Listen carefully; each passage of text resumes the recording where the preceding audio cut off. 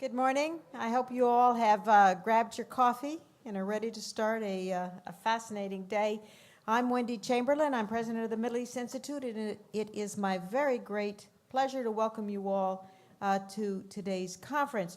We're honored to have so many distinguished guests amongst you in the audience today. This room is going to fill up to capacity before long because we had to actually cap the registration. Twice as many people wanted to come as we have room for. So I think that shows the interest in Washington and in the American public for affairs in Egypt. This is our second annual conference that focuses exclusively on Egypt. We held the last one about this time last year, just after the historic events where the Egyptian public forced the ouster of Mohamed Morsi. Since then, much has changed. A lot of activity in Egypt. A new president was democratically elected, President Sisi. He's already started playing important roles in the region, but he faces many internal challenges that are very complex and very difficult. These are tough and contentious issues in Egypt today. How do you balance human rights with the right for security? Well, the requirement, the need for security. How do you reduce the ill effects of fuel subsidies without harming the poor? How do you jumpstart an economy? How do you include youth? How do you shrink the bureaucracy? And how do you provide for social and political justice? Tough issues. But the Middle East Institute believes that the way to deal with tough issues is to have open and transparent dialogue. And that's what we hope to do last year by providing a neutral space, inviting activists, different voices, many who disagreed with each other, but put them on the same panel, on the platform, and have a transparent and public discussion about that. We're doing the same this year. So we look forward to a very interesting conference today. We hope that maybe solutions can be found in some of the discussions. We're extremely honored to have as a keynote speaker former Foreign Minister Nabil Fahmy, who will be joining us midday. You all know him quite well, of course, as a longtime ambassador to the United States. Secretary Kerry has asked Assistant Secretary Ann Patterson to accompany him to the Middle East and to Jeddah to deal with the challenges of the Islamic State and to talk about President Obama's new policies there. So she will not be able to join us as keynote speaker, unfortunately, but quite happily, her deputy, Ambassador Jerry Firestein, will read her remarks, and he will avail himself to answer your questions at midday. You will be treated to 3 expert panels. But before we begin, let me just tell you a little bit about what is happening at the Middle East Institute. In addition to the really superb panels that Kate Seeley organizes almost on a weekly basis, we're looking forward to the 68th annual banquet and conference on November 19 and 20, so mark that on your schedules now. Registration will soon open. And when it does, you'll see that we'll be honoring 2 truly exceptional entrepreneurs from the region. Syrian philanthropist Ayman Asfari will receive the Isam Ferris Award for Excellence, and an Egyptian, Shafiq Gabri, will receive the Middle East Award for his vision. I see many members in the audience today, but I want to encourage those of you who are not members, point out that you can become one at a table out in the lobby. You can register for our language classes right here at this event, and you can subscribe to the Middle East Journal. So I please encourage you to do that. And I also encourage you to shut off your cell phones. Some of you maybe want to tweet away, but we don't want to hear your music. And now, it is my very great pleasure to welcome again to the podium, he's becoming a regular at the Middle East Institute, Michael Hanna, who is a senior fellow at the Century Foundation. He's widely published on Egypt and on the Middle East and South Asia issues. So please join me in welcoming Michael and the panelists who he will shortly introduce. Thank you.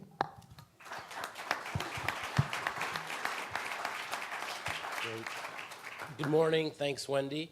We're starting off the day with a panel entitled Reforming the State, Fostering Inclusion. I have here to my left an old friend, Shehata, who's an associate professor of Middle Eastern politics at the University of Oklahoma, Mohamed Salmawy, the president of the Writers' Union of Egypt, Dalia Fahmy, who's an associate professor of political science at Long Island University, and Hala Shukrallah, who is the president of the Al-Dostour party in Egypt. Egypt has been transitioning now for over 3 years, and it is still transitioning. It is a new regime and government that is under construction. This is something that looks actually quite different than the Mubarak regime. It is apparently a government that sees economic reform as a priority, but has yet to offer a course correction in terms of the political environment. And of course, there is a persistent security issue and a problem of terrorism that I think is going to be with the Egyptian state for years to come. And so it is a fairly unclear picture whether this formula can succeed, one, in stabilizing the country and providing for its people. And I'm very lucky to have this distinguished panel with me today. And I'd like to start with Mohamed Salmawy and perhaps give us a sense of what the vision is for the state. We know very well the things that the state is opposed to. That is quite clear from what happened last summer in the ouster of Morsi and what has succeeded those events. But what is the affirmative vision of President Sisi? What is it that he and his advisors imagine the way forward for Egypt? What does that look like? Thank you very much, Michael. First of all, I'd like to say how happy I am to be at the Middle East Institute. I've been following the work of this prestigious institution for some time, and I met its president back in Cairo, and I actually congratulate the Institute on a lot of good work that they are doing that is very objective, scientific, and non-partisan. Second, let me start with the description or the outline you have pointed out, which I think is very accurate. You have very accurately described the situation in Egypt, except for one thing, one little detail, when you say Egypt is in transition and has been in transition for the past now 3 years or so. Actually, the transition started only, as far as I see, only last year with the ouster of Morsi. Before that, we were in total chaos, really. 1 year of Muslim rule that, reached total failure, preceded by 2 years where we did not know where we're going, where the country was in a lot of turmoil. And since the ouster of Morsi, we started, so to speak, finding the right track. We are on the right track, but it's a very difficult road, as you pointed out. It'll take years to reach what we really want to attain. But in answer to your question, what is the vision or where we're going or what is the political future that we're heading at, I think it's still a bit foggy in many ways, in the sense that the political institutions are not all there. I mean, we don't have a parliament. And according to the new constitution, a lot depends on the parliament. For the first time, we have not had a president in the new constitution who holds all the reins in his hand. For the first time, a responsibility has been given to the Constitution.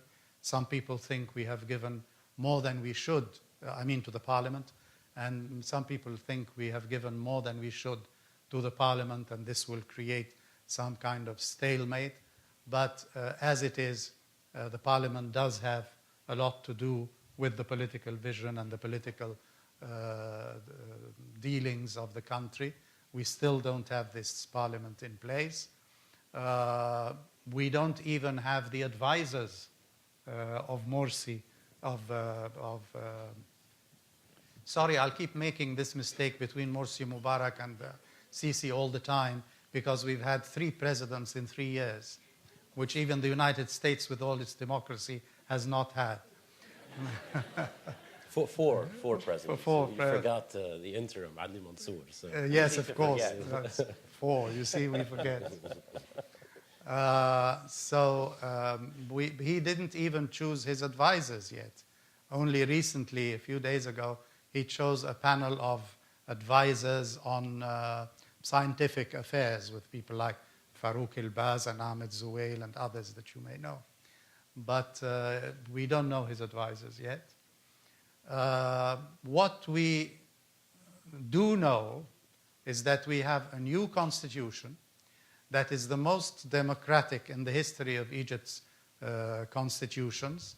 And Egypt has a long history with its constitutions that date back for many years, not only to 1923 when we had the real proper constitution, but even before that there were attempts at documents that resembled constitutions in many ways.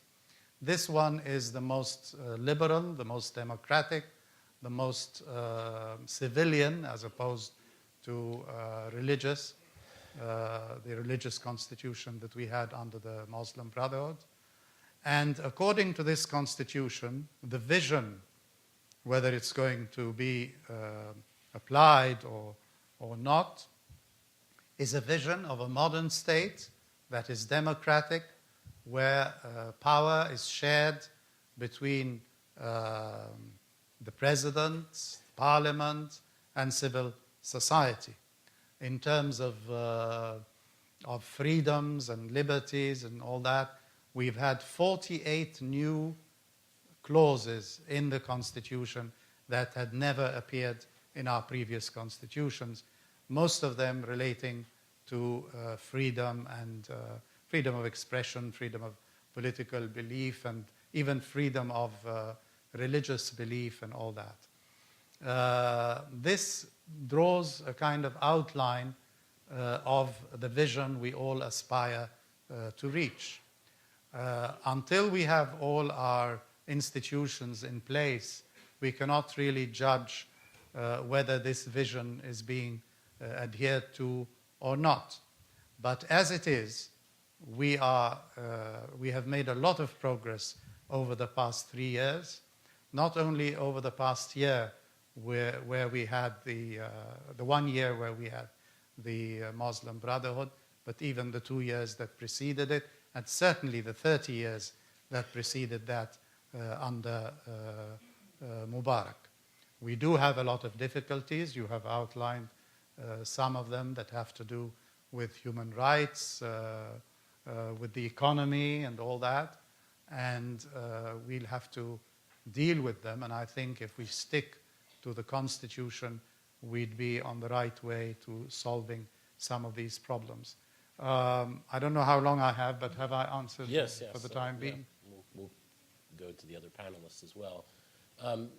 Hanna, Shukrallah, Mohamed Salmawy mentioned the idea of distribution of powers as laid out in the Constitution.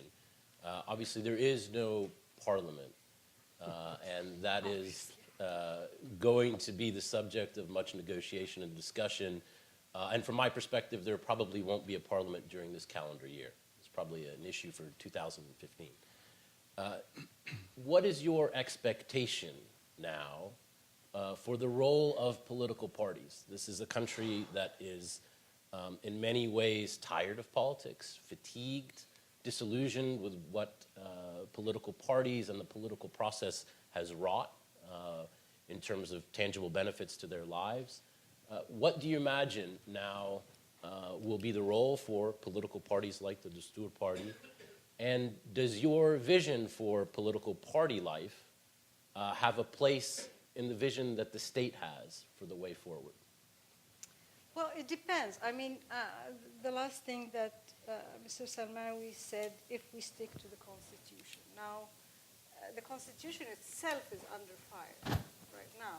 Well, we cannot ignore what's happening at present through the media and through the new political parties, which are just fronts for the former NDP, the old regime's political party, are now placing as their objective the change of the Constitution. So what is the role now of political parties who ally themselves, who identify themselves with the 25th of January and 30th of June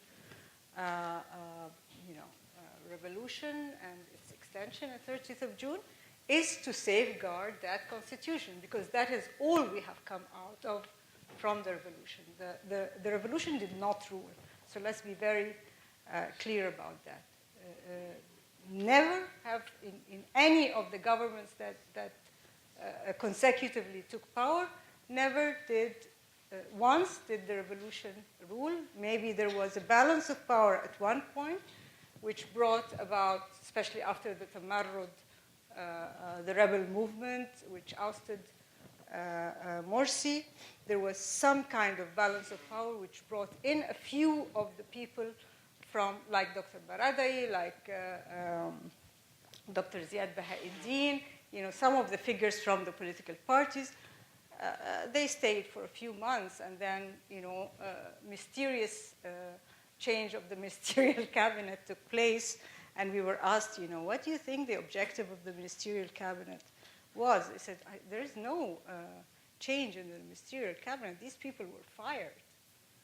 So that balance of power was over, and it was time to consolidate the power that existed. So, let's just be very clear about the context that is going on in place. Now, going back to the Constitution, yes, the Constitution is in danger of being changed. Why? Because it does bring more power to the parliament, and it lessens the extra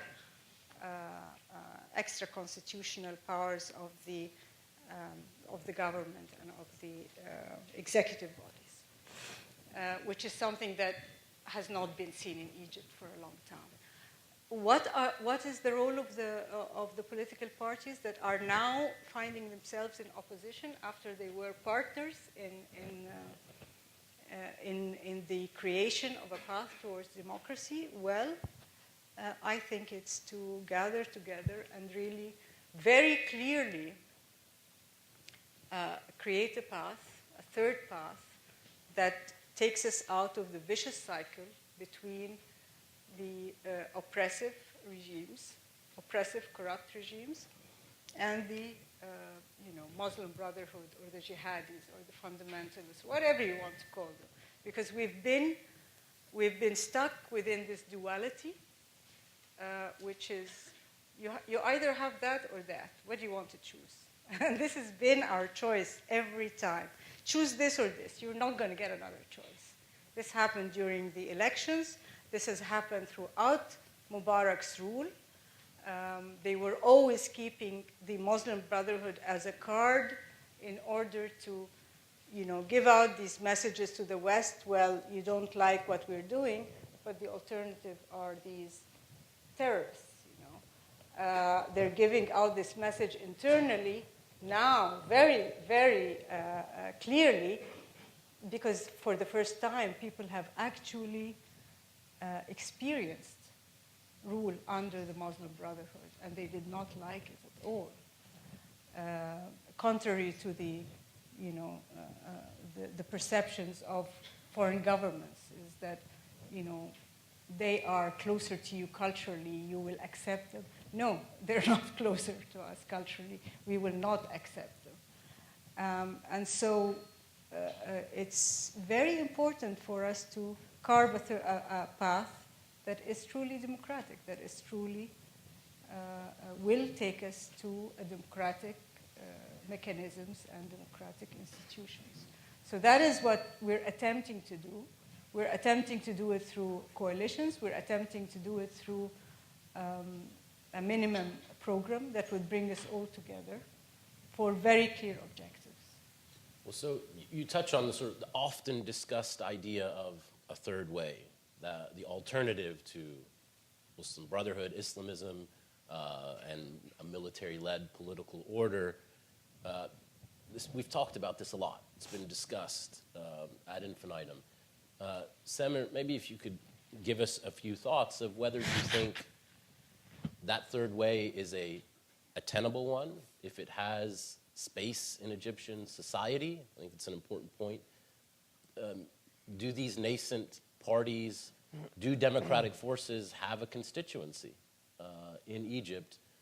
And in light of the sort of regional turbulence, is that kind of appetite for reform one that is vital and one that can carry forward reform? Or are we now in a period of regime consolidation in which political energies have run their course? Yeah. Well, it's a very difficult question, and I think that, the short answer is no, that's really not a possibility, unfortunately. And I think that in fact, the regime or the political powers in Egypt that exist today also have it in their interests not to find a third way. And part of creating this duality, this polarization, is as a justification for the status quo and a justification for the consolidation of a regime which I wish, as an Egyptian American and as a political scientist, I could say is transitioning to democracy, but unfortunately on all fronts is not transitioning to democracy, whether it's with regards to the NGO law, which is a remnant from the Mubarak era that is going to become a threat to civil society, or the banning of political activities on college campuses, or the abysmal state of the Egyptian press, or the role of the military, or the lack of security sector reform, and so on. So I wish there was a third way, and I think that, of course, one mechanism of trying to get to a third way would be through some kind of national reconciliation.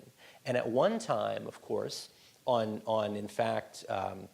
July 3rd, 2013, there was talk of national reconciliation. But I haven't seen any positive movement on that kind of front. No one in their right mind is talking about going back to somehow before June 30th. That's impossible, and that's not what the Egyptian people want. But there does need to be, I think, an acknowledgement of this deep polarization, the necessity of national reconciliation. And that means many different things. That means not only the events that have taken place over the last month and a half, but national reconciliation in terms of the events that have taken place over the last 30 years, and the necessity of prosecuting or seeking some kind of transitional justice, and so on. So I wish there was a third way, but unfortunately, I don't see that materializing. And just to kind of end, to be brief, without national reconciliation and without political inclusion, which I believe is the part of the title of the panel and so on, there can be no movement towards democracy in Egypt. I'm very sad to say that because, of course, I think all of us would like that. So this, looking at national reconciliation from the perspective of the state, as you just did, if we pull back a little bit and think about national reconciliation perhaps from the perspective of the Muslim Brotherhood, is there now, and I'd like Dalia to address this, but is there now any reconsideration of tactics, vision, a deeper understanding, appreciation of what happened during the transitional period, particularly under Morsi's rule? For there to be reconciliation, yes, the first step is likely to have to come from the state, from the government. But is there also a corollary willingness now on the part of the Brotherhood to reconsider? From my perspective, it looks as if the Brotherhood has one set of tactics and has yet to really begin to examine what happened, and perhaps a way forward. There's still talk about the restoration of Morsi. We see dwindling numbers of protests. The Brotherhood project, as currently constructed, is not one that can change the political trajectory of the country. Do you think that that kind of deeper introspection, the Brotherhood's own course correction in terms of trying to readjust to a political life that has gone on without them, is that happening? Egypt is not immune to the laws of political science. And in political science, we know that there are winners and there are losers. And we need to understand what is the political makeup of Egypt today, right? What are the forces at play? And so we have the Sisi regime, we have the military, the security apparatus, and we have a really strong big business apparatus. And so in order for there to be this system of reconciliation, we have to understand that there has to be change within this sphere as well. And so when we talk about reconciliation with the Brotherhood as if they're this one monolith, right? Who is the Brotherhood and where are they? If we look at them as like a three-tiered organization, the entire first tier is in prison, right, facing these life sentences. The second and third tier are either in exile or among the 22,000 political prisoners that are existing in Egypt. So when we talk about reconciliation and dialogue, we have to say who are the partners in dialogue? The situation in Egypt today is, just as Hala was saying, when we talk about who are the winners and losers and political players, for so long we have looked at stability and democracy as two sides of the same coin, right? And so we're going to forego elements of democracy because security and stability are really what we're all about. However, what we saw in Tahrir Square in 2011 is that we can't undermine the acknowledgement that long-term stability has to come through political inclusion. And the narrative that stability will come through a strong executive is no longer going to take place. When we look at the roadmap to change that is set forth, right? So we had a constitution. There were supposed to be parliamentary elections. We kind of shifted the order to presidential before parliamentary elections. What we're seeing is the beginnings of a strong executive forming, where the parliament, if it's going to be reconstituted of the old Mubarak regime, and spaces for some alternate voices but are not really strong, what you're going to get is a rubber stamp parliament. And when you get a rubber stamp parliament, you're not going to get a system of checks and balances. And so when we want to talk about dialogue and negotiation with the Muslim Brotherhood, I know there were some reports that were released last week that they might offer some kind of platform for reconciliation. But if anybody read the Muslim Brotherhood website this morning, again, very strong statements recognizing the legitimacy of President Morsi and standing firm to this kind of resistance of the current regime.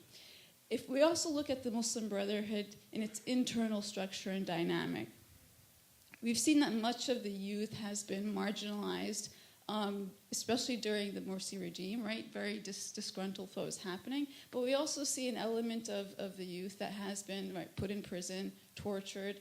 And so the question is, what happens to that segment of the Muslim Brotherhood youth? We know that historically the Muslim Brotherhood, whether there's been political openings or closing, has been committed to moderation and political inclusion and has accepted that democracy is the only game in town. The critical question now is, when there's this increased repression that is to a certain extent unprecedented, what is going to happen in the prisons of Egypt? And unfortunately, we've known historically what emerges out of extreme repression in Egypt's prisons. And so when we talk about political inclusion, this has to be part of a roadmap to national reconciliation, right? And this is part of transitional justice. And in order for transitional justice to occur and to be taken seriously, it actually has to include all segments of society. The Muslim Brotherhood today is deemed a terrorist organization. We used to say, okay, so the Tanzim is out, but the Freedom and Justice Party can still be involved in politics. That's no longer the case. And so we can't talk about reconciliation without being honest about the cards on the table and how we're going to actually get to that roadmap. Well, from the perspective of the state, clearly much of the soft support for the Brotherhood has evaporated over time. but their core constituency remains. And it is a robust organization despite some of the challenges it now faces. Is there a way back for the Brotherhood? Is there, after they've been stigmatized, they have been labeled a terrorist organization, is there a way back for inclusion? And other parties, the Wasat Party, the anti-coup coalition that the Brotherhood has sought to lead, has fallen apart. Is that an opening perhaps to begin bringing in other players who've been ostracized of late? Is there a role for these players, for Islamists in Egyptian political life? Well, I think definitely there is a place, and there should be a place, because they're there and nobody is denying their presence. We're talking about an organization that, as Dalia pointed out, refuses to recognize the changes that have happened in society, and this immediately puts it out of the arena. But there should be, we have to reach some kind of inclusion at some point. I think the trouble with this talk about reconciliation is that people who talk about reconciliation, more often than not, do not talk about the timing. You do not have a French Revolution and the second day talk about reconciliation with the king and the nobility. It's just not done. When you have a very violent reaction and a huge public reaction against a certain rule, and that rule is brought down, you do not, this is not the right time for reconciliation. We are passing through a period that all revolutions, and we in Egypt like to think of what happened on the 25th of January and on the 30th of June, 2 years later, as a revolution that has changed the status quo, that had brought down a regime and tried to bring in another one. And revolutions, as you well know in this country and in others, really kill their opponent, kill the regime they rise against. This did not happen in Egypt. And it never did, neither with the 23rd of July revolution, nor with the present revolution. But this is the wrong time in history to talk about reconciliation. What we should be doing is to pave the way, to make reconciliation easier and sooner than it can take. This is where we should work, but it's not reconciliation or no reconciliation. Of course there will be a reconciliation at some point. When and how and what can we do now to bring about this reconciliation? When it is said that the first step should come from the government, the first step has come from the government, and immediately after the 3rd of June, it was said that whoever disapproves of violence and decides to join the political arena will be welcome. And this was an opening for them. It was an opening done at the wrong time, because you do not bring down a rule and then ask its adherents immediately to jump on the wagon and adhere to the new regime. But that was a first step. The first step now should come from the Muslim Brotherhood themselves. They should renounce violence.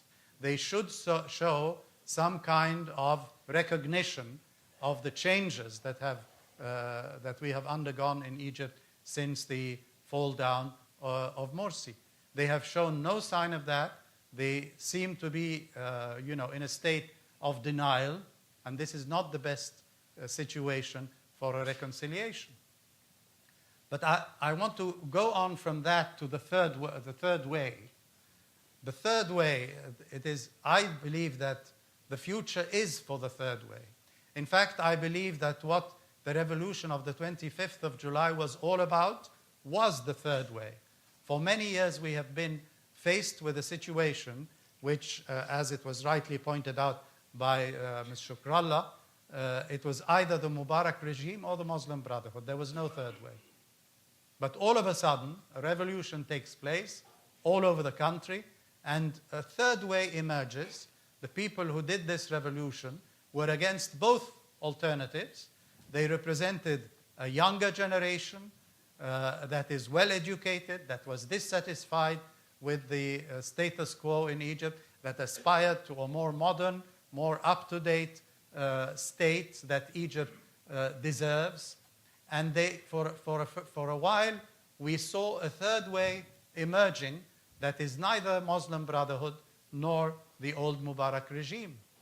But it was an innocent choice and an innocent movement that, with the fall of Mubarak, thought its mission has been accomplished.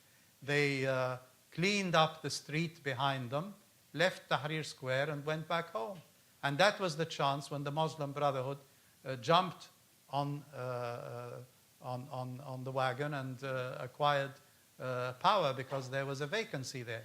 I think one of the things we would like to see happening with the new parliament is that these young revolutionaries, who hopefully, and I do know that they have learned their lesson from the events of the past 3 years, and know they should have stuck there and remained there and fought on, these would present themselves as candidates to the new parliament, that the emergence of this new power through the parliament, which is given a lot of power in the new constitution, would help bring back these people to power, would help build up this third alternative, and would help bring in the state that we all aspire to.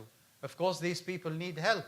I have not seen from any of the parties that exist any attempt to include this younger generation, these people who really represented the 25th of January and the 30th of June revolutions, the people who have brought about this change.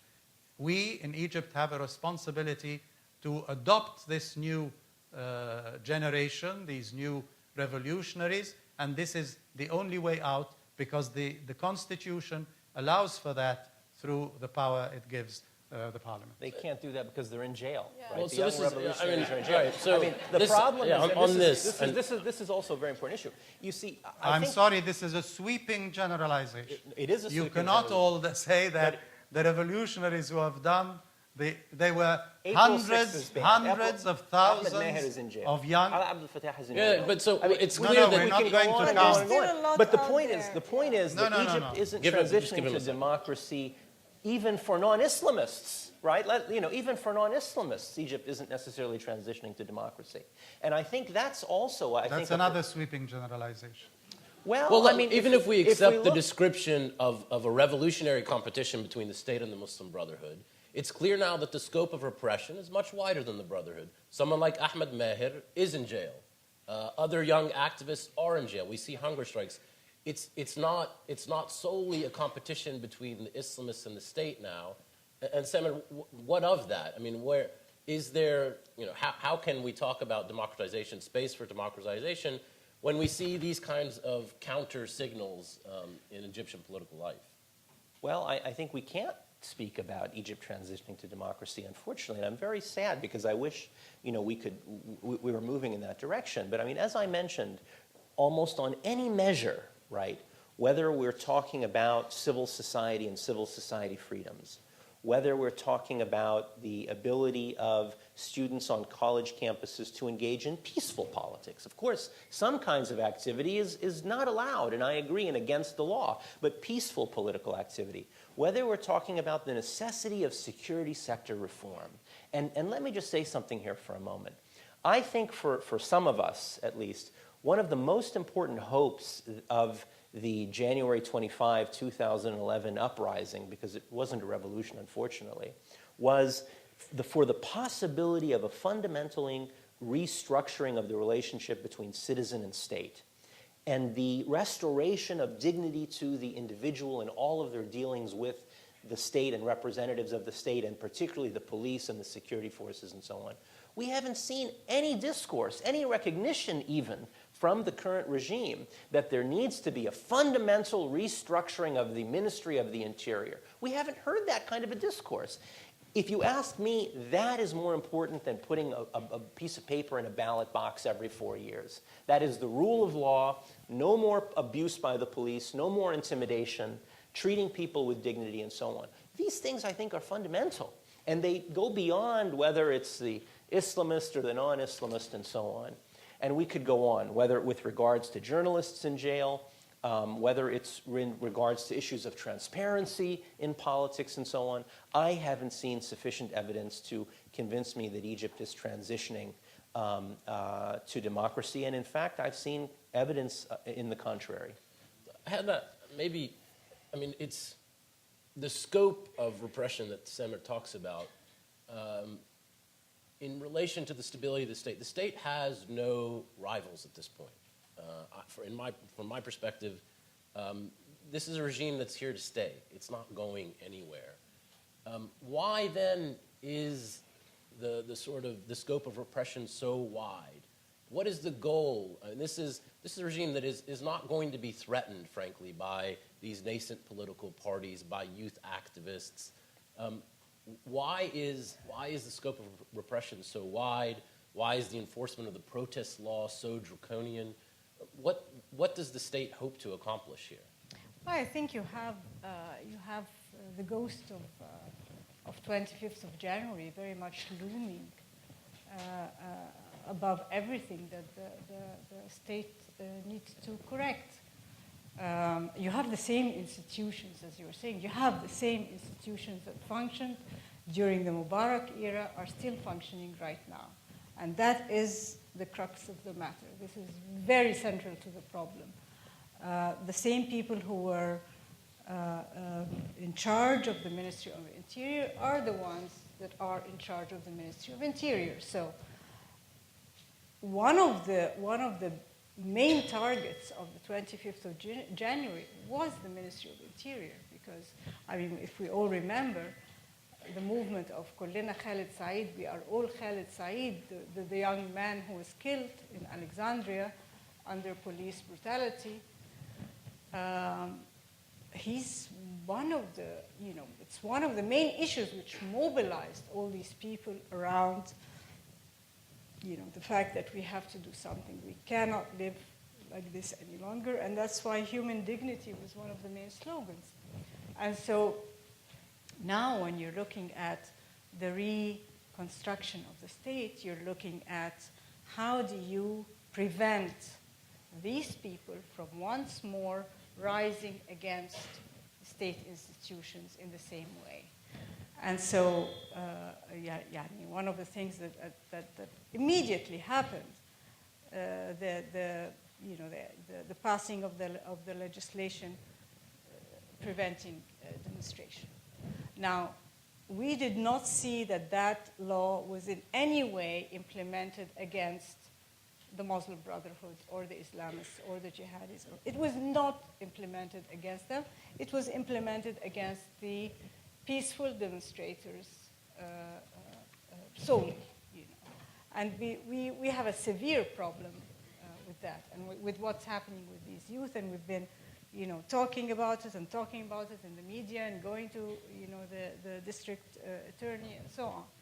But set that aside, neither was this reform done under Morsi, nor was it done under Sisi, nor was it done beforehand.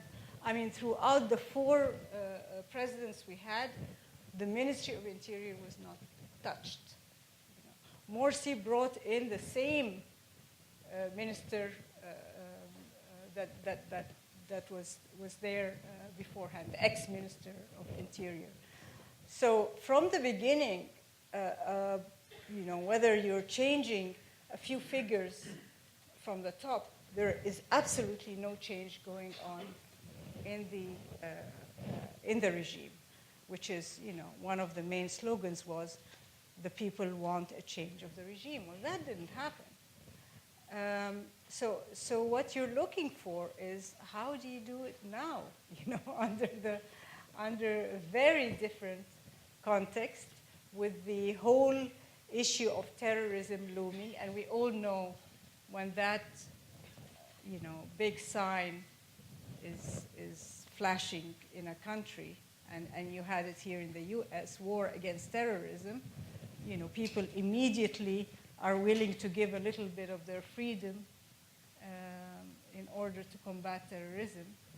And so that's what's happening in Egypt. And not only that, Egyptians actually lived under the Morsi regime.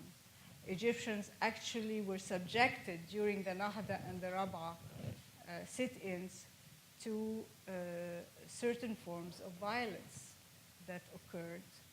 In Nahda, definitely, many of them were attacked, were slaughtered, were in the most horrible way.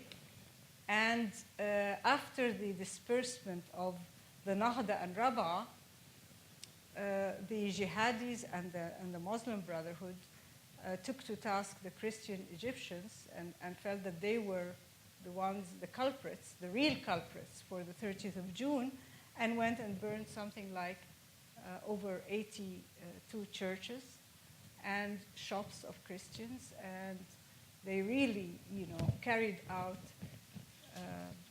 sort of a cleansing of Upper Egypt from Christians. So you have this fear, a fear from the return of the Muslim Brotherhood, and on the other hand, you have a very vague kind of regime that people are hoping will maybe give them what they want, but right now they're not sure that it's going to give them anything.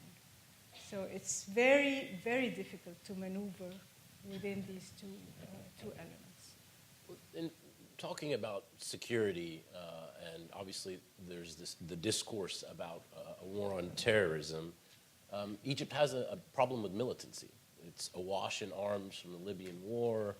Arms smuggling has happened for years, coming up from Sudan.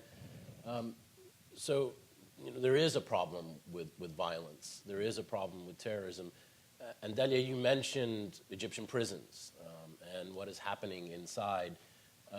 What do you think the prospects are now for further radicalization? And how do you imagine that the Muslim Brotherhood will deal with the potential of MB youth defecting, going to more radical options? How do you assess those issues going forward? So I think we have to look at this in a couple of ways. And first is structure. Oh, sorry, I forgot. We have to look at this in a couple of ways. And the first is structural, right? What do the protest laws and the terrorism laws actually do to society? Protest laws are, if you want to have a nonviolent protest, you need to submit paperwork, authorization for 3 days, and and if you don't get it, you're charged with 7 years in prison. And so the protest law means to eliminate any public voices of dissent, especially peaceful ones, like you said. The terrorism law wording is so vague. Anyone who threatens the integrity of the state, anyone who defames the state, anyone who interferes with the economic functioning, with schools. And so the terrorism law is so vast that any political activity, social activity, voices of dissent activity can be considered terrorist, which would mean that the two uprisings, all of the people involved in those are also terrorists, according to this definition. So I think we have to be realistic about the structural conditions that are leading to the marginalization of large segments of society. If we're going to talk about the Muslim Brotherhood, let's take a step back and look at the structural conditions historically in Egypt that have led to, when we think about Egypt, the state and opposition, only thinking about the Muslim Brotherhood. So in 2007, the court that authorizes political party formation, of the 12 political parties that had submitted paperwork, 11 were denied and 11 were secular parties. And what was the point? What was the reason why they were denied? Well, because they had similar political platforms.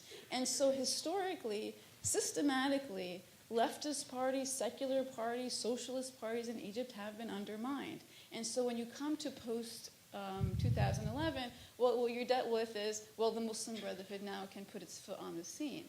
But something happens in the first 2 months after 2011. is that the number of political parties forms flourishes to over 40. And so you have 90. not, We have In the 90. first 2 months. but I mean, Oh, yeah, I first mean 2 months, yeah. registered. And what you have is many secular parties, many leftist parties, socialist parties. But the critical thing for us to talk about is that several Islamist parties registered. The first one was Hizbullah, the center party. And so for the first time, the Muslim Brotherhood did not have a monopoly on the use of religion. And so we need to talk about that kind of magical moment where they had to talk about political pluralism and redefinition. And if we're going to hold on to our revolutionary youth who came out into the street, absent the formal involvement of the Muslim Brotherhood echelon, we need to rethink and re-strategize. And so this is a critical moment we need to think about and how far we've come since then. If we look at the Muslim Brotherhood today and the dialogue that must occur internally, this is not the first time they've been faced with this crisis, right? So if we look historically at the great debates between Umar al-Nisani and the Hudaybi, right, about the future of the Muslim Brotherhood a couple of decades ago, will we continue to be in politics? Will we return back to a tarbiyah organization and focus on social programs? This is a dialogue that must happen internally. Will they be separate from the political wing? Will the political wing, meaning the Freedom and Justice Party, actually be able to re-enter politics? This dialogue must happen, but the question is, who is it going to happen with, right? Unless it's happening in some prison cells, that we don't know about. Of course, they have to go through a period of reconciliation within themselves and re-strategizing. I remember thinking that if the Muslim Brotherhood platform, in terms of its social platform, is about tarbiyah and the raising of society, what we saw during the Morsi regime was a group of people who lacked tarbiyah, right? And so there almost had to be a re-strategizing of what it is we want for ourselves and for the future of Egypt. I think that if we really investigate that critical Morsi year, not only did they not anticipate the consequences of winning, they actually didn't have a plan for the future of Egypt in many ways. And they actually thought that they were going to come in and be successful. They didn't actually think about the obstacles in front of them, as far as we can tell, outside of their internal discussions. And so, of course, the Muslim Brotherhood has to go through a period of re-strategizing. In terms of the radicalization of youth, I'm going to disagree. I think that the Muslim Brotherhood has categorically said, be peaceful, right? We reject violence, at least in their official capacity. What the youth do and what happens to them over time, and again, we're not going to look at them as a monolith, right, because they run the spectrum, but those who are marginalized, tortured, families have been disappeared, feel excluded from the process, considered radicals, are going through a media campaign that systematically turns them into this non-Egyptian. I mean, they're being called not part of society. What are the long-term consequences on a segment of society that's being treated like this? The most generous estimates in Egypt that talk about the Muslim Brotherhood say there's not more than 20% adherence, right? But when a massive percentage of the population that is of the 22,000 political prisoners are of them, what we're seeing is that those people in prison are not just members of the Muslim Brotherhood. They're also several of their loyalists, or people who believed in their message. And for them to also be not just marginalized, but be suffering under the effects of laws that, if we really think about, because they occurred without a parliament, these are all laws that are through presidential fiat, right? They actually have not been legislated and articulated by a parliamentary body. And so there are vast long-term consequences, not just for the Islamists, not just for the secularists, but ultimately long-term for society and the inclusion of the youth. So we're going to do one last round of questions up here before we turn it over to the audience, so please be brief this go-round. Mohamed, we've heard a lot of the obstacles that face the Egyptian government at present. Do you think that the current course can succeed? And most importantly, what are the things you think have to change, the reforms that have to happen for it to succeed? A lot has to be done, actually, because the reform has not started yet. As it was pointed out by all the speakers, many of the forces, many of the laws, many of the institutions that existed even prior to 2011 are still there, are still in place, are still functioning. The reason for that is that the Constitution has not been applied yet because we don't have a parliament that would put or promulgate the laws that would enact all the clauses of the Constitution.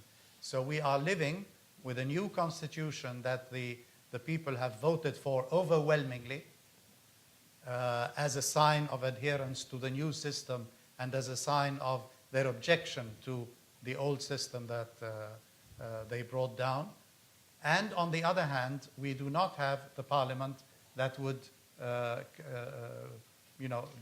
carry out the necessary legislation to make that constitution function.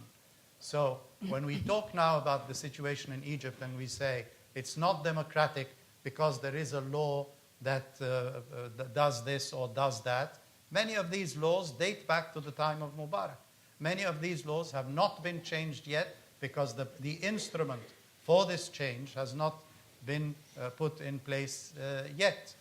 And of course, I remember very well the example of the Morsi government when it first came and used to its advantage all the old despotic laws that were there under the Mubarak regime, including the one about the press. In one fell sweep, they changed 55 editors-in-chief of all the newspapers because this was one of the prerogatives of the old government of Mubarak. They didn't make any attempt at changing that.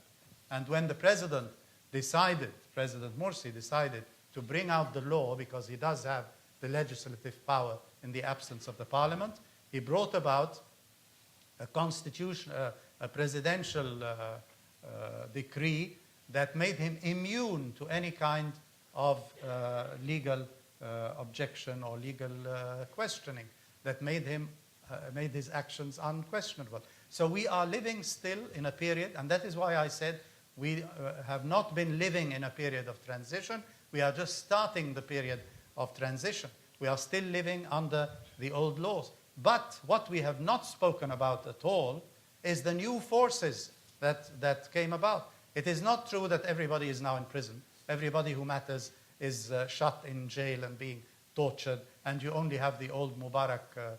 This is not true. This is a very simplistic way of looking at things. We do have new forces that have come, one of which is this new party, Al-Dostour party, which came from the womb of this new revolution. It was not there under Mubarak. It is a direct result of the revolution of the 2011. It embodies all its slogans and its aspirations.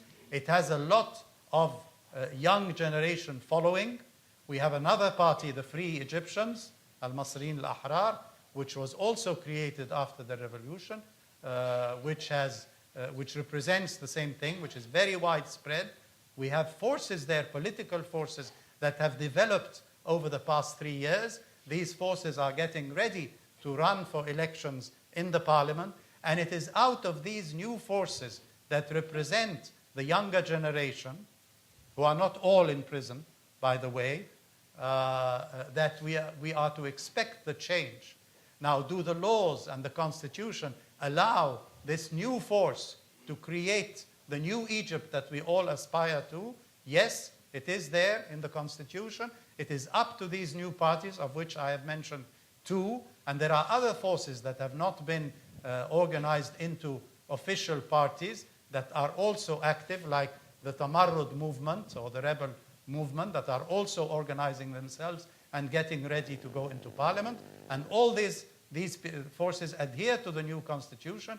These are where the new change will come, and this is what will bring about the new Egypt that we all aspire to. Hanna, one of the distinctive features at the moment of Egyptian political life is how fragmented it is. And on a broad scale, we can see the ways in which certain blocks cannot work with other blocks. And I don't mean that in terms of fractious political party life, that there are too many parties. But one of the things that was distinctive about Tahrir and the initial uprising was that you had a broad spectrum of Egyptians willing to, at least on a tactical level, engage with each other. And some of those possibilities, I think, are no longer. A reformist Islamist alliance, even on sort of basic principles, seems fantastical at the moment.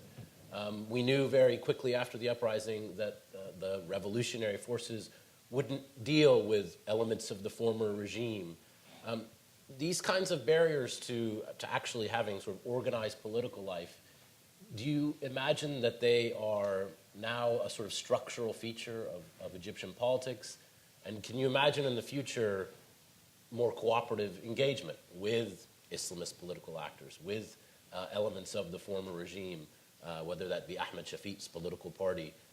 How do you see that going forward? Because it seems to me that if political life is balkanized, there's very little possibility for coalition building and affecting political change from political parties. Well, definitely not right now. I mean, I think it's necessary that political parties that have a similar platform first get together and create their own coalition and their own vision of the future of a democratic Egypt. It's very difficult to speak now with all the fragmentation that exists about let's reconcile with the fundamentalist movement or the Islamist movement, while you have not even gotten together with the parties that represent a very similar program as you.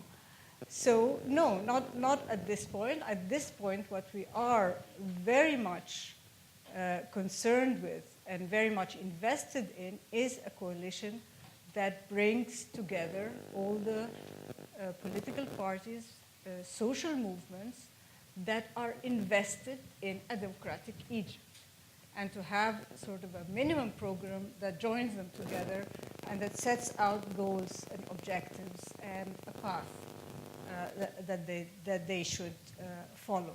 And this we're doing. It's difficult, but we're doing it. Now, as regards the whole issue of reconciliation, I think it's something that has to be well studied, as everyone is saying, that the Muslim Brothers themselves have not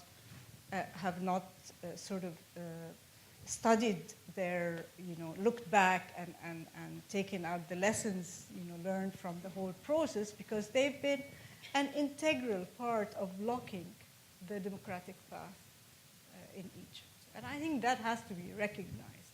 I mean, it happened to us in the 70s, definitely, during the student movement. They were sprung out in order to stop the democratic movement in the universities. It's been happening again, over and over again. They are being put as a block towards any democratic path. Now, they have to be able to look at that, at their role historically, and to be able to critique that kind of role, and then to be brought in to the political process again. However, and this I've been saying several times, what I believe that the government now is doing is that it is clamping down on the political manifestation and organizational manifestation of the Muslim Brotherhood. What it is allowing is their discourse. And their discourse is alive and well. And we're going to see it flourishing in society, and it will be affecting, instead of really combating that discourse and sort of encouraging a more enlightened discourse, you are going to bring it back in. I think that is a very negative element. The other thing is the youth. Where do they stand in this whole thing? Have they dissolved into nothingness? Are they all in jail, or where are they? And I think they're still out there, and they have formed a coalition of something like 300 youth. They are being supported by our political parties. They're going to go down in election as a bloc of youth in order to challenge all the traditional kind of figures that come down in election. But we have two very essential laws that have come out this period, not of the old laws of Mubarak, it's this period. One is the election law, the electoral law, which basically says, no, political parties are really marginal, they don't exist, why do we even have to put them in mind? Let them take 20% of the seats, let them fight around, among each other for 20% of the seats. And let the elections basically be around individuals, which means that once more, parliament is being given in the hands of money, and the ones who will struggle are the ones together, are the ones who will be having a lot of money. We're speaking millions here, and or big families and tribalism and so on. This is what's going to affect who will be in parliament in the coming year, which means an unpolitical parliament. And if we're speaking that the role of parliament, the coming parliament, is to change the constitution into legislations, that negates it. If we're speaking about a parliament that is political, we have to change that law. Now the other Taban law is the demonstration law, which is absolutely ridiculous, which means that any kind of protest you're not allowed to do, you will be thrown in jail. And we are seeing a newly rising social movements, workers' movement, that are being severely harmed by this. So my apologies to Samet and Dalia, but in the interest of time, I'm going to turn to the audience. There's a microphone, I believe, that will be going around. Please state your name and affiliation, and questions, not declaratory statements, please.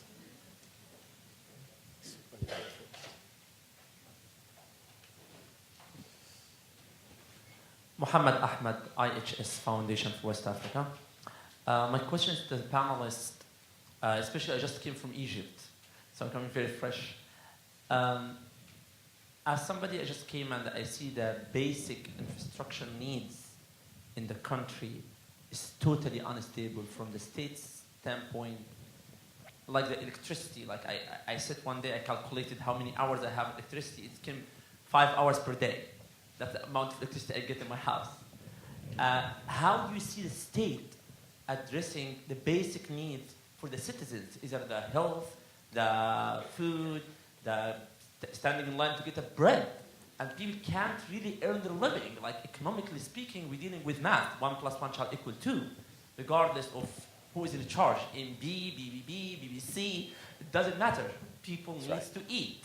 How do you see the state practically putting a map and paving a way for the citizens? Thank you. Are we supposed to answer that directly, or? Whoever wants to take it. So. I think if we remember the original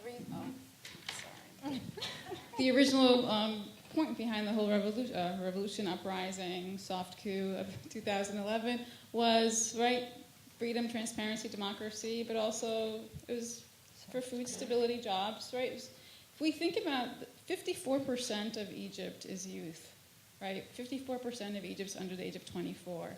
44% of Egypt lives under $2 a day. So the economic conditions here are difficult. The Egyptian pound, if you just returned, is weaker than it ever has been. The infrastructure is deteriorating. Part of the curse is winning is not only do you have to govern, but you have to actually supply services. If we saw what happened in July of this year with the fuel subsidies and the gas prices went up 78%, but on natural gas, which most of our taxis function on, they went up 178%. And so there were protests in the street right away, which were very quickly quelled, and this was by taxi drivers. And so, of course, the economic conditions that Egypt is under aren't the worst they've been in decades. And there has to be an economic platform. The economic platform put forth today, which is these great new Medinas that are going to flourish in the deserts of Egypt, so that Egypt's population lives not in 6% of Egypt, but 100% of Egypt, and this is the kind of bullet that's going to fix the situation. We all know this has been on the books since 1985, and it hasn't worked. It's a $148 billion project that Egypt only has about $20 billion in foreign funds for. And so there is no real economic platform. And so you're absolutely right. We've been talking about the political situation, but we all know it's really about bread, oil, and butter. And if this is not dealt with in a very real, systematic way, I would like to say that people will come into the street. However, because the fear factor is so high in Egypt today, it'll take a while before the people reach that boiling point to get back into the street. I was just to add, in addition to bread, oil, and butter, it's infrastructure, education, and health. And I think that when we really come to terms, as the president himself has said, with how many problems Egypt faces and the depth of those problems, really, it is staggering, unfortunately. And what the implications of that are that it is likely that anyone in the situation of the president is not going to be able to effectively deal with those in a way that you and I would hope. And I think that's going to have consequences.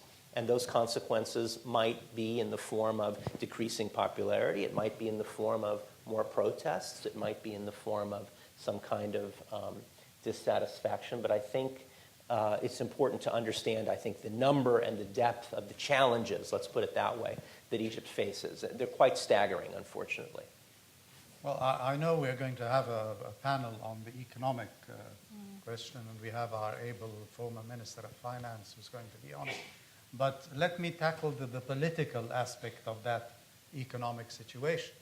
And I think this is where Egypt needs its friends in the world, that standing by Egypt economically may be one way of helping it reach the democracy that we all aspire to. As you have properly pointed out, the more the economic situation festers, the more we are prone to move away from democracy, to move into repressive regimes that have a population rising or wanting to rise against them because of the economic problem. And the more prosperity there is, or the more we are on the road to prosperity, the more we can apply more economic, democratic measures.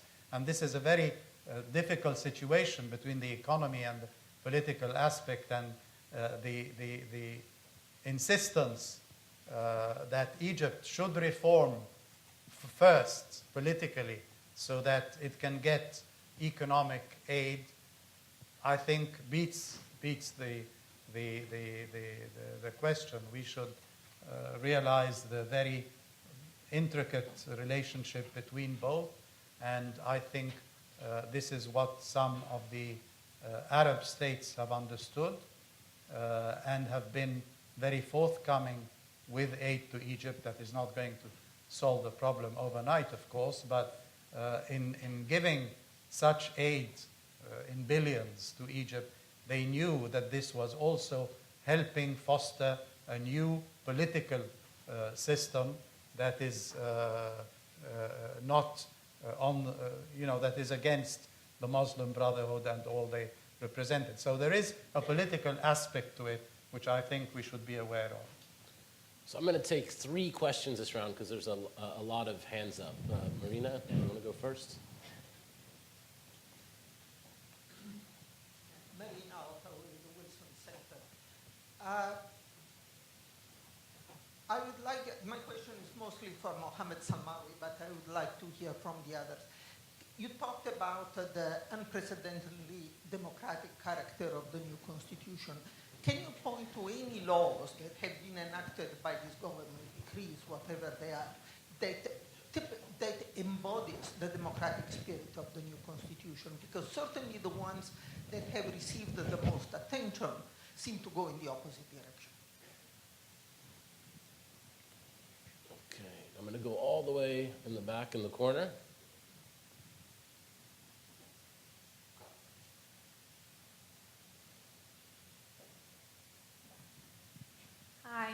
Dina Salah with Arab American Institute, and I wanted to ask what political parties are doing right now to defy the limitations of the electoral law, given all the mistakes they must have learned from the various previous rounds of elections over the past 2 years. Okay. And the gentleman in the first row. I'm Hani El-Deeb, Egyptian American consultant. My question, mostly to the people who came from Egypt today, is what can the United States do to help El-Sisi? I don't want to hear anything about the Muslim Brotherhood, to be honest, but El-Sisi, he's now in charge. How can we help them do the right thing towards democratization instead of taking the country to a fascist direction, given the suspicions in Egypt of the United States that people think the United States have all these evil intentions? What can we do to help, El-Sisi himself do the right thing? Okay. So we have the question about the democratic character of the Constitution being transformed into concrete legislation, and then a question about the electoral law, and then the role of the United States. Well, as a very, very simple answer to your question, what laws have been enacted to put the Constitution, this very democratic Constitution, into action? I say none. No laws have been enacted yet. We are waiting for the new parliament to do that. But until that happens, there have been a lot of new democratic measures. I mean, the very act of bringing a new constitution into effect, instead of the constitution that was written by the Muslim Brotherhood, a new constitution that is democratic, that is secular, that is modern. This in itself was a very important step, I think. I was privileged to be on the Committee of 50 that wrote the Constitution and their official spokesman at the time. And I was explaining every day a new item that went into the Constitution that was not even there before. For the first time, it is punishable by law. Torture is punishable by law. A law has to be enacted to bring that into effect. And so many, many other things. As I said, 48 new items out of the about 241 items of the Constitution. 48 are unprecedented. They have never made their way into the new into any constitution of Egypt. Again, the election, the presidential election, the mere idea that after the ouster of Morsi, the new regime would have to be elected, the new president would have to be elected, and this was an open election that was monitored by international organizations.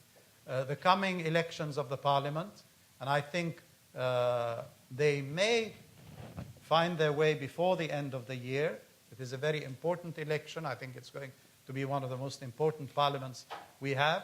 All these are basic measures taken on the road to democracy, even though they don't represent individual laws that are enacting the items of the Constitution. The laws that have come out, like the two laws that have been pointed out, the one on the demonstrations, and the one on the demonstrations actually was enacted before the Sisi government. It was enacted under Adli Mansour. And, very, very little use of the legislative authority has been exercised by Sisi so far. We are hoping that the parliament would do that. Hanna, maybe you can take the question about the electoral law and how the political parties are responding. Yeah. Well, ever since the law governing the parliamentary elections came out, the political parties met with former President Adli Mansour, and they discussed it and offered an alternative. The alternative is a bit complex, but it is basically it increases the percentage of the the list to the individual, and it also makes it into what do you call it? Not a closed list, because right now it's closed, which means that anyone who takes 50 plus 1 gets all the others' votes. Yani, for instance, you get 700,000, I get 700,001 in the same electorate area. Well, I'll get your votes also. So it's a very unequal law. I mean, it's basically. So anyway, there was this whole study that was being presented, and it was not even responded to. So we've been every few months we've offered sort of we've lowered our ceiling a bit, and we've offered a new proposition, and once more we have not gotten any kind of response. We will continue to do that. Now what we're proposing is at least make it enlarge the list quota, make it 1/3 and 2/3 at least, yeah. So instead of 120 seats only for the list, make it 180 seats. And we're still waiting for a meeting with the president or with the legislative committee for the election. We will see. I mean, that's what we've been trying to do. Plus, a continuous media campaign against the electoral law. And Dalia and Salman, maybe quickly on the role of the United States, if any. Well, I think the gentleman wanted Mr. Mohamed and Ms. Shukrallah to address that. So I'll let you very much. He said the people coming from Egypt. So. Oh, I see.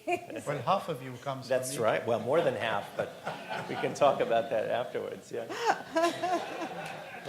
So you answer half, sure. and I'll give the other. Sure.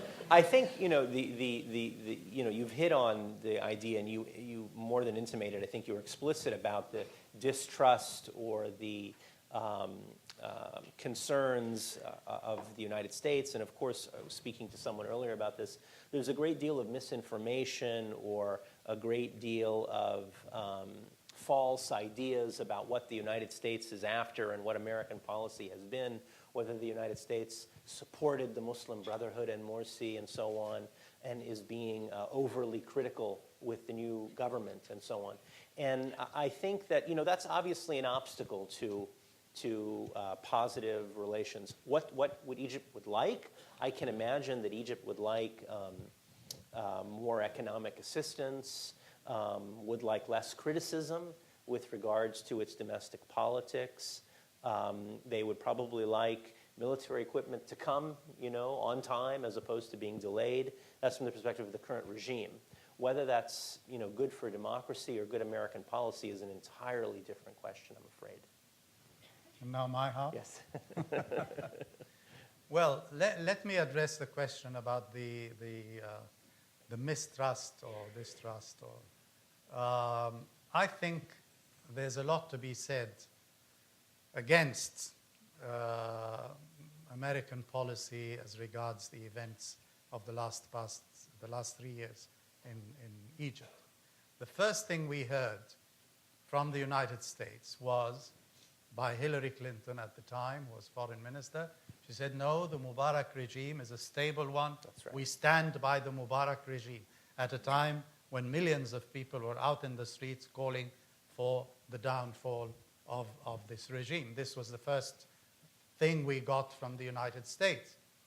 Then things developed and Mubarak fell down, and we ended up with the other alternative, apart from the third wave, from the Mubarak to the Muslim Brotherhood.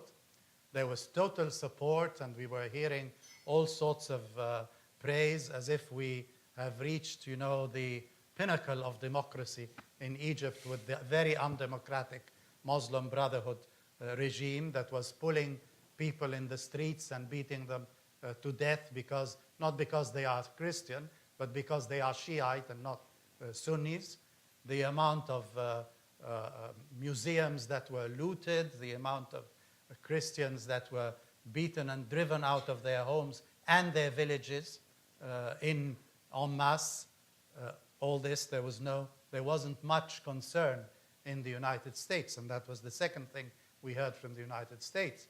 And then on the 30th of June, when millions went out in the streets calling for Morsi to leave, the United States was very apprehensive, and when the army stepped in response to these demonstrations and removed Morsi, the Americans were finally talking about legitimacy.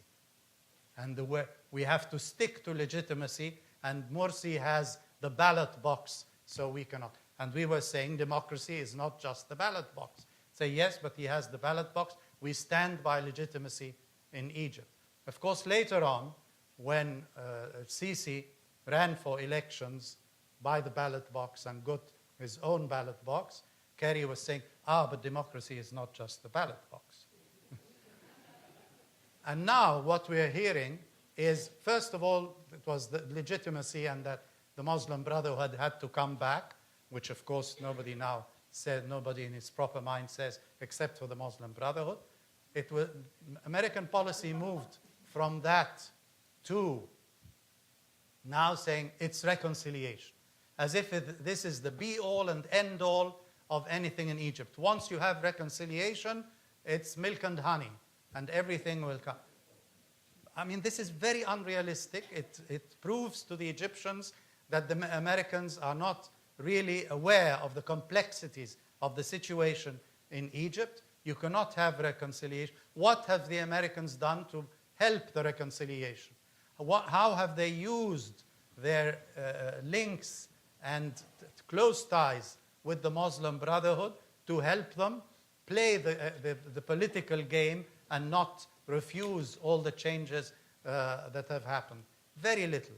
And I think it is time that the Americans recognize that there is a new system, political system in Egypt, that they should stand by this system, help it along the road to democracy that the people aspire, the kind of democracy that people wish for and aspire for.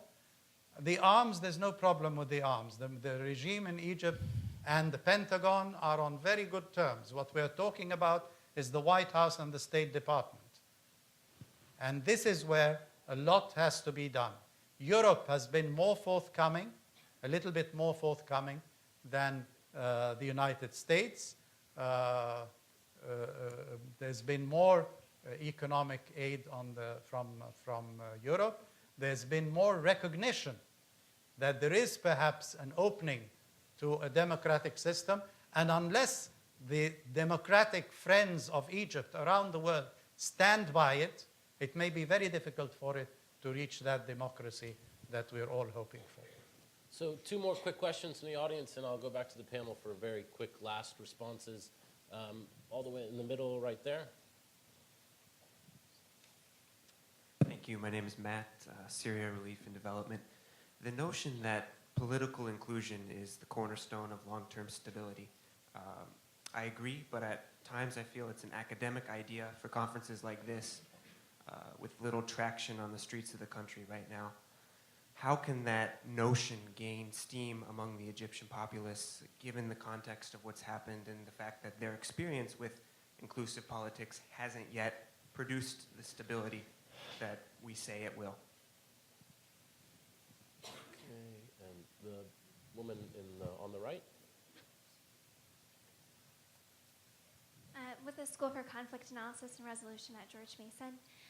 And my question is about the third way that was mentioned earlier. Seems like there's not a lot of pieces that are moving about these laws about elections, who can run, protests. But I wonder if one of you would be interested in speaking to some of the young people who have been protesting since 2011 and who have lost their voice in the duality that was mentioned earlier. And especially looking at incremental social change. Maybe in the next 5 years, there's not going to be a victory, but looking in 10 and 20 years, what are maybe some words of hope for them? Okay, so question on political inclusion, having constituency in Egyptian society, and long-term social change. So whoever would like to address those. So when we talk about political inclusion, which was what I talked about a little earlier about this being a possible pathway to long-term stable democracy. So when we have historically looked at Egypt, it's been as if stability and democracy are two sides of the same coin, and so we're going to choose to side with an authoritarian regime because we really want stability, and stability is nothing more than a good partner, maintenance of Camp David, maintenance of Sinai, flyover rights, and so we will forego things like democratic process for the sake of political stability. But what we saw in 2011 was this is no longer the case. That you can actually get to political stability through regional stability through political inclusion because the people are not going to leave the street, right? People want dignity, inclusion, transparency. And so I'm talking about that long-term democratic process. Democracy is a long-term process. It is unstable before it is stable. Again, these are the laws of political science, right? There's a lot of instability before you get to stability and consolidation, and we can't put this in 1 year or even 2 year cycles and think about it. I want to talk about the U.S. foreign policy question a little bit because if we listen closely to what President Obama has said last fall in the United Nations and then in West Point, he talked very clearly about what U.S. interest is in Egypt, right? And it was what? Again, maintenance of Camp David, free flow of oil, I'm talking about the Middle East, free flow of oil, and the counterterrorism cooperation. And he said, we will, and I think that I can directly quote this, we will put the full force of the U.S. military behind these three interests. But when it came to things like the others, as he called them, right, democracy, civil society, right, we will work with coalitions to help foster these things. What does that signal to the Egyptian population, right? Democracy, civil society, these are not on our front burner, right? We have strategic interests as the United States. And if they're not oil, and if they're not terrorism and counterterrorism cooperation, and the maintenance of Camp David, well then, you don't have the full force of our military. And so the signaling game that the administration has with not just the Egyptian regime, but also the Egyptian population is very interesting. Because in 2005, the signaling game happened, right? And this is when there was this push for the release of Ayman Noor, the liberalization of the parliamentary elections. This is when the 88 members of the Muslim Brotherhood came into power. And so there was this kind of moment where, yes, the United States is signaling to the Egyptian population, we are behind you in this process. But what happens in 2007, right? Major repression, hands off, and we are no longer interested in this regard. If we think about President Obama's first inaugural address, what does he say? He says, to those who reign with tyranny, you are on the wrong side of history. And back then, we all knew he was talking about Egypt.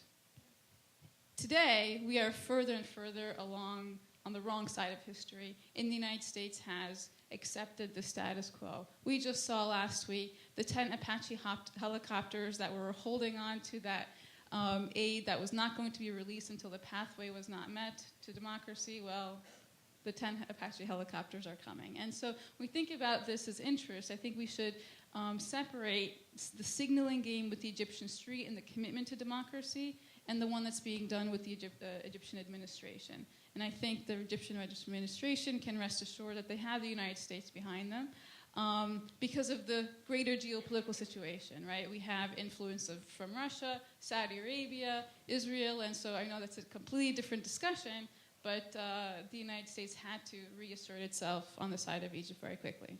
So last comments. The last question clearly wanted some hope. So if anybody is willing to provide that, you can wrap up the session. I think I'll tackle that. If you can remind me what the last question was. What are long-term social change? And hope, yeah. I think you represent one Hope, of the that's signs true. I think that's of true. this hope in Egypt. Yeah. These new parties, democratic parties that represent the new spirit and the third way we're talking about, one of which is your party, the other is the Free Egyptians and the Social Democratic Party and the Tamarrud movement. All these new forces are what represents our hope, well, I think. let me say that, I mean, we've always worked against incredible challenges. I don't think there's been a point in time where we felt that, oh, it's so easy to work, to reach democracy in Egypt. I think we've constantly been battling incredible challenges and dangers and threats, and we've been forced to strategize over and over again, although planning is not something that we do very well, because we are never given enough time to have the maturity of an experience. It's always being cut at a moment where we start to reach a point of epiphany, sort of. But I think there is that tenaciousness that we have, and I think that exists right now. We will not let go of what people attempted to do during the 25th of January 2011, nor in 30th of June 2013. Too many people have died, too many people have given their lives. And not only that, I mean, we've been fighting for over 30 years and generations before us. And we've come to a point where we have that experience, we have that power, we have that energy in society. And although, and this I'm always telling to the youth in our party, people have a right to take their breath, to stand a bit, and take a step backwards and just take a breath. And that's what's happening now. And then come back in and start to work once more. So there is so many paths that are being taken. There are so much energy. I was speaking about the 300 group of young people who are going to go down independently as in the elections on the individual campaigns.